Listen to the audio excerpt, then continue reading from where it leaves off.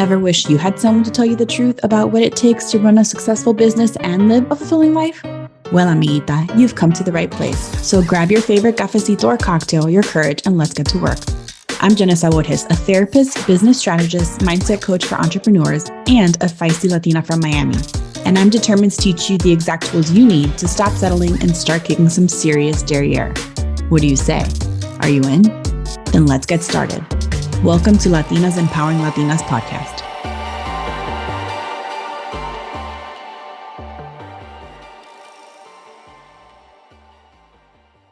A lot of my students are either starting off brand new and have never had a website or are looking for very cost-effective ways to have websites.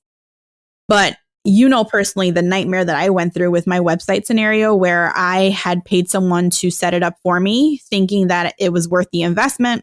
And I had no idea what I was doing. And I trusted somebody else that I really hadn't vetted. It's actually a reputable company. And I'm still living the nightmare to this day. So I want to make sure that nobody else goes through the nightmare that I am still living currently. I'll explain more, but I want Jen to explain a little bit. Remember, Jen, I told Jen to give us like kindergarten language when it comes to this, because I know all of us, this is her expertise, but it's not ours, right? I want you to take a deep breath while you're listening to this, and I'm going to start you guys off with the website. Jen, talk to me, and I know this is your language and not mine, but you did a really beautiful job when I was started to work with you, and I was transitioning from a different website company that developed everything for me. I'm going to give them some background. So it was a beautiful website. I did a lot of contribution so far as my vision and the images I wanted, and I purchased images for them to use. And I wasn't aware I had them do so much of the back end and they were handling it. Then when I transitioned, I was able to transition. I scaled to start working with Jen, and I wanted Jen to take over everything for me. And she did a beautiful job. I don't know how to properly call it without being inappropriate, but they really threw a huge monkey wrench into my practice that I'm still suffering to this day. And Jen's aware of it. And we're still trying to fix the mess, because what they did is they used their power that they had with my website and my search engine optimization and everything. And they pretty much stripped my practice insofar as online presence away from me. And they blocked customers from trying to reach me. So I hope that scared you a little bit, because I want Jen and I to teach you how to avoid making that mistake. And mistake number one was that I had them do everything, including purchasing something that's very important that I don't even know what it's called. So I'm giving it to Jen. Jen, can you walk us through very slowly and like in chunks what the difference between, I'm going to say the house, which is your website, and the land, which is where it's hosted.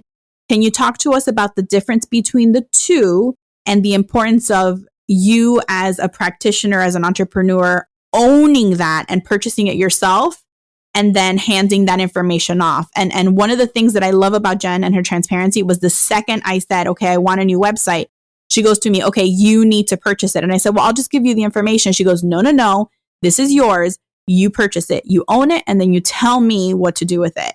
And that goes a long way, people. You have to know that you need to be able to trust the people you're working with. And from that moment, and I don't know if Jen knows that or not, but from that moment, Jen stood out for me in a huge way, because she was so authentic and she was trying to protect me and my business. She wasn't trying to be selfish about it. So Jen, can you break down the website versus where you're hosting it? That was a lot of information. So we're going to break it down, and I'm going to lead them through that kind of metaphor that we kind of started our relationship on when we were building out your new website. And it is when people buy a domain, a URL, the name of your website, they're not buying space on the internet to build the website. All they're doing is reserving their right to that name. So what I like to tell people is that they're buying the house. The name of the website is the house. Now, if you don't have any land to put the house on, the house is useless. It's just, it's just sitting in a lot somewhere, waiting to be used and moved into. So then you have to buy a hosting plan. That's where you see. Which is like the land. Which is like the land.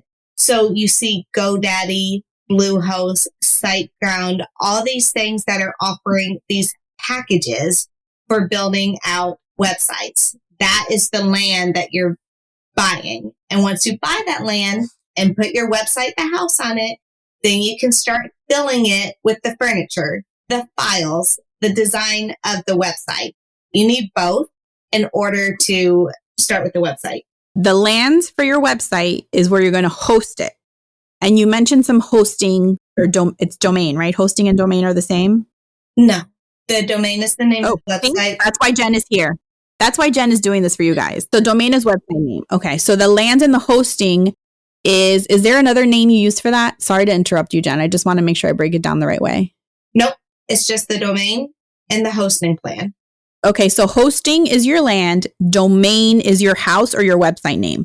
And let me take it back. These pretty well-known companies that you kind of build your own website on. You buy the hosting plan and then you get in there and build your own thing. What happened with Jan's previous site is she used third-party hosts, somebody that set up their own hosting platform and then charged a fee for you to rent the space. In essence, instead of owning her house, she was renting from a company. And when it came time to build out a new website in a different place, she didn't own any of it. So she couldn't take it with her. And what they did was they essentially took everything that they had created for her. And since she was only renting it, they then took her name off of it, kept everything up, and advertised it to other people. So this beautiful house that she created that she didn't own, they are now using to get more clients in. It's a big mess. Now, stick with me here on the technical side. Not all third-party hosts do that. You just got to be aware of the fine print and be aware of what some of these terms are. Do you get to keep your domain, your website name when you move hosts? Do you get to, are you able to transfer your website if you ever want to move? Does that make sense? And I'm going to be super honest. As Jen is explaining this, we're watching each other. You guys won't see the video because, we just wanted to talk today. But I am just like appalled as she's laughing because she sees my face. I am literally nauseous as she's explaining this because even as she's explaining it, it sinks in further and further. The only way, and I'm sure there's many ways, but for me, the only way to guarantee this doesn't happen to you is to make sure that you have somebody that you trust like Jen. You guys have no idea how many thousands of dollars I have lost and sacrificed and cried over and bled through because of this nightmare that's still ongoing. They still have all of my information. Somewhere on the back end, they have my name, and they're still having clients that are submitting their requests that I never get access to and they're not using. It's a nightmare. My heart hurts as I speak about it. So I don't want this to happen to you guys. I don't know. Is there a hosting site like GoDaddy or SiteGround or whichever ones that you prefer using, that you recommend using? Sure. I mean, I could get in all day on the pros and cons of all No. Just simple. Which one is it that you normally would recommend? My favorite is SiteGround. SiteGround I like because when you are first building out, they include all your emails for free. So you can say info@janmarietlc.com, jan@janmarietlc.com, and you can office@janmarietlc.com. You can pick as many as you want. And that's something that usually gets charged a lot on other hosts. Also, SiteGround makes it, I'm trying to think of non-technical speak, but it makes it really easy to get into the cPanel, which would be the your storage area for everything that you're building on your website. I know. cPanel, in my mind, is a control panel. That's just how I'm going to think of it. A C site is and mind you, I don't look at any of this ever. Jen handles all the back end of my website. That's another beautiful thing of working with someone who knows what they're doing and that you trust. She just handles it all. Well, but a lot of hosts either don't give you access on certain hosting plans to the cPanel. So imagine that you are building out your house and you've put all this work into a storage unit, but they won't let you into the storage unit to get what you need when the time comes. So it's silly because you own it, but you can't access it. It's very difficult. And a lot of times hosts will say that it is a for example, a WordPress managed site or a VIP managed site. And what that means is that they will kind of handle all the gateway to the files, but you can't actually access it on your own. Now, if you are not using a web builder and just kind of on your own, maybe that's for the best so that you get extra support.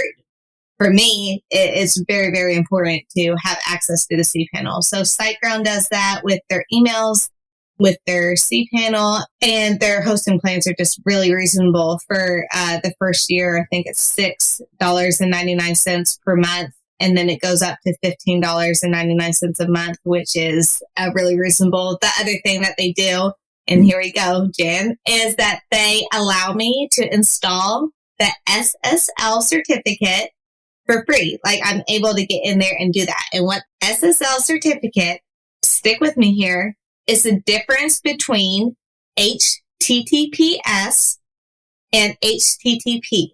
You've probably seen both in the URL and had no idea there was a difference. That little S signifies that you have the SSL certificate on your site, which is the security certificate. What that does is every time somebody submits a payment, somebody submits to a contact form, the data is encrypted so that little creepy crawlies on the internet can't steal yours and your client's information. It encrypts it. And it's so important because when you develop your privacy policies and terms and conditions and all your spam law stuff, you are telling people that you're not distributing their information to third-party sources. You're protecting them, that your site is safe to buy a product on, to buy a service on. And the way that you do that is by installing the SSL certificate. So when you go to a website and you see a little tag that says not secure, or this website looks like it's impersonating something else, chances are the website is probably decently safe, but there is an issue with their SSL certificate not being installed properly.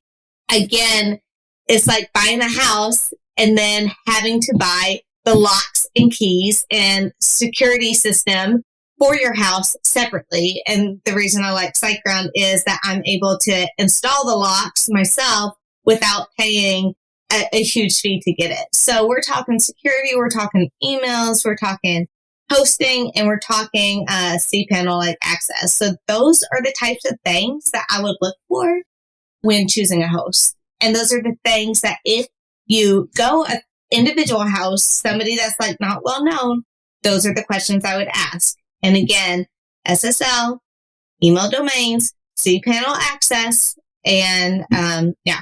Okay, so I'm going to break this down and cover it. A hosting site that you recommend is SiteGround because it offers a lot of features. It gives you your own power and control over the back end, and it allows you to secure your website as well, which therapists, I need you to hear me, it is everything. So if you're not a therapist, fine. If you're just doing other stuff, fine. I always think you should protect your customers and your clients, but even more so, there's a heightened levels for clinicians and the work that you're doing.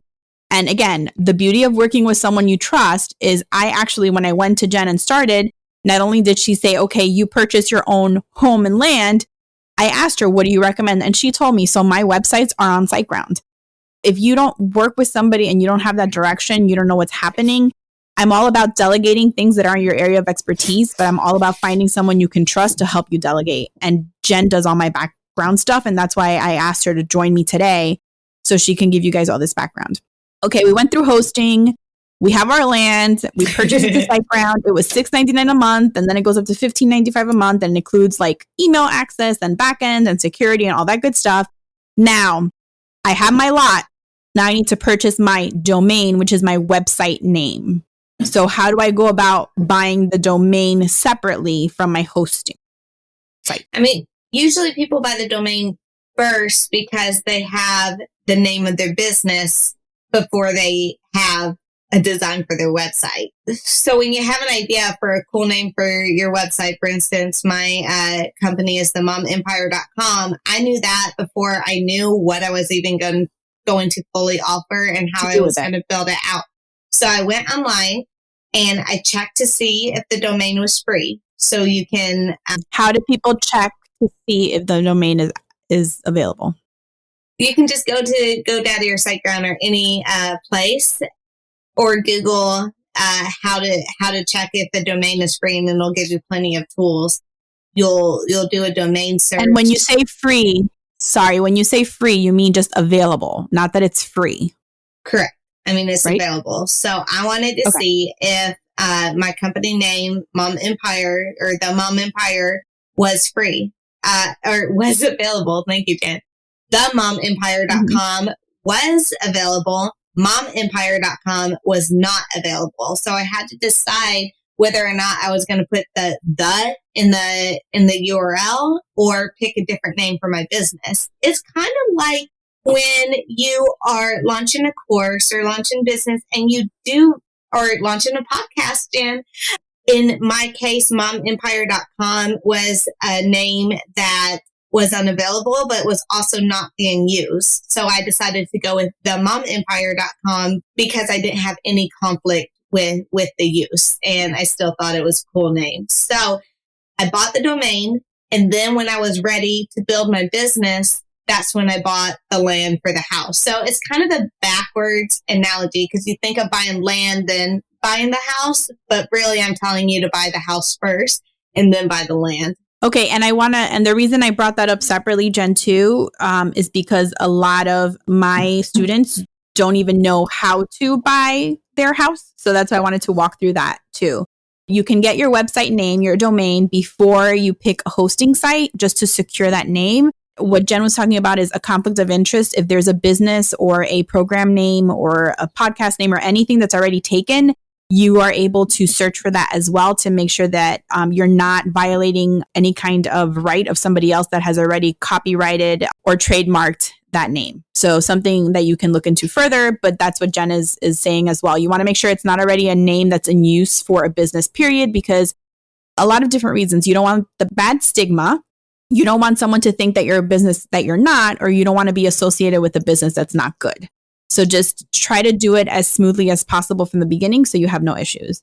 And then Jen, the last question that I have insofar as websites and hosting and domains is, who should buy the hosting and the domain? Like, should it be the person that they're hiring to create the website, or should it be them? Okay, sure. So again, that goes back into reading the fine print of your host and domain and getting somebody to buy it for you. When you work with the company and they set all this up for you, you need to be really, really clear on who retains ownership of that name. So I personally would advise you to buy the domain yourself. So the danger if somebody else buys it is that it's never really your own. The same thing will happen to them that happened to me. I mean, not always, but I would read the fine print. If they buy it for you, it needs to be in writing that you retain ownership and that you have the ability to transfer the website to another platform if in the future that you want to. And if it is a host that has specific templates that can't be transferred anywhere, then I would advise looking elsewhere. So I'm going to jump in and say that my recommendation, and I don't want to go against Jen's recommendation, but just because of the trauma that I've been through with my website, I would say buy your own domain, get your own hosting site, and then when you hire someone to do it for you, say, here's what I already have, use this to create my stuff. Is that fair, Jen? Yeah, I would say that's fair. I would buy everything, and then I would hire a web designer to build out the site.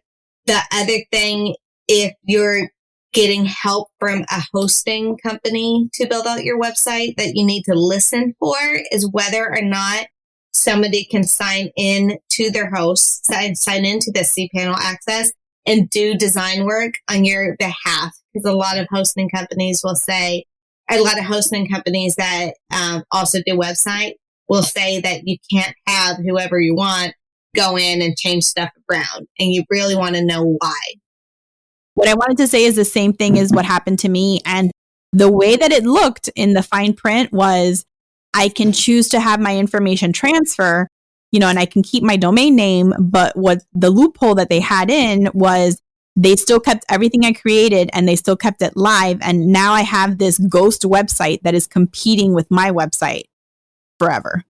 So and they didn't, and it was the same thing because they didn't give anybody else access to make changes.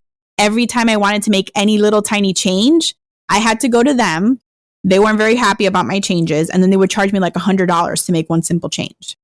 Something I remember that is probably the most important thing about buying a domain, naming your business, is don't pick the longest URL ever. I have my web design website, which is jenniferwaldsmith.com. It's not Jennifer Waldsmith is a web designer and the one you want to choose.com. Please don't make an entire sentence out of a URL, and I will tell you why. 1, it's not SEO friendly.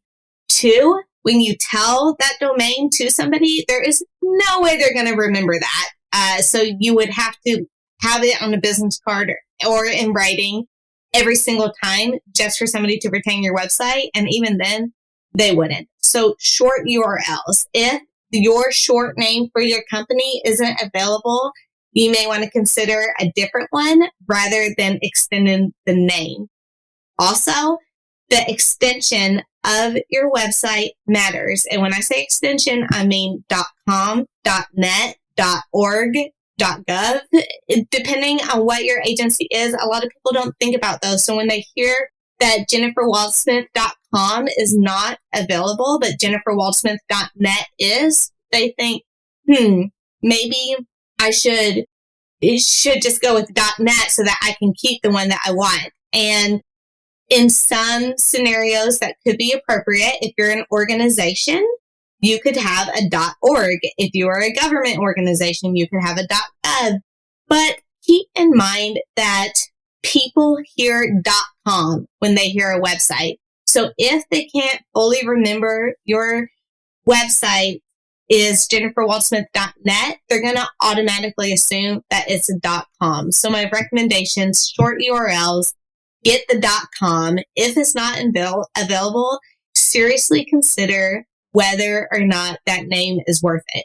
I love those tips. And those are things that we didn't talk about. And I love it. I completely agree. I told my students already, short, sweet, memorable, and to the point. The less complicated you make it, even for your email address, don't make it impossible because if not, you will lose business. You want to be memorable and you want people to be able to write down, your email address or your website and be able to find you. I'm all about the .com too. I think we're just ingrained to hear it over and over again. And if you choose something else and somebody goes type in your email address and they put or your website URL and they put in .com instead of whatever you're using, then you're going to lose that business. Is it worth it to you to have that same name? And I say not. So Jen, I love all those tips. Thank you so much. Another thing to think about is the URL that you're buying. Is it what you are?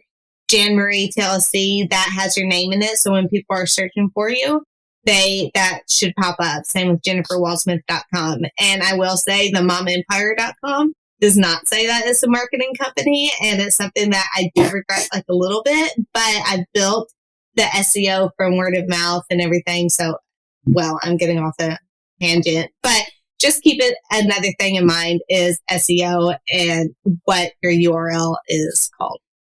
Perfect. And we're going to dive into SEOs next. Jen, thank you so much for that information. Should the students just go to jenniferwaldsmith.com to see your website packages, or do you want to explore the two options? jenniferwaldsmith.com is my web design company. If you are interested in seeing my web design packages, that's definitely where you should go and check it out. Beautiful. Thank you.